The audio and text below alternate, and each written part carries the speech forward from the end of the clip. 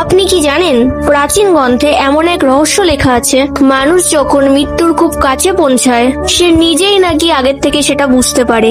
বলা হয় শেষ সময় আসার এক সপ্তাহ আগে থেকেই তার চারপাশে এক অদ্ভুত অদৃশ্য শক্তি ঘুরে বেড়ায়। সেই শক্তি নাকি মানুষকে ধীরে ধীরে তার শেষ যাত্রার জন্য প্রস্তুত করতে থাকে। আর 7 দিন পর যমরাজের 2 দূত নাকি তার কাছে আসে। কিন্তু অবাক করার বিষয় হলো তাদের নিয়ে যাওয়ার পদ্ধতি সবার জন্য আলাদা।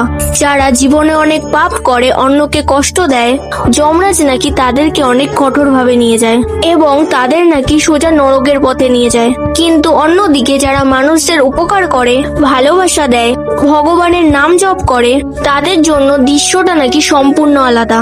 যমরাজ তাদের সম্মান আর শান্তির সাথে যমলোকে নিয়ে যায়, কোনো যন্ত্রণা ছাড়াই। প্রাচীন গ্রন্থে বলা হয়েছে রাম নাম উচ্চারণ করলে নাকি জীবনের অর্ধেক পাপ দূর হয়ে যায়। তাহলে আজকের ভিডিওতে কেউ জয় শ্রীরাম কমেন্ট করতে ভুলবেন না।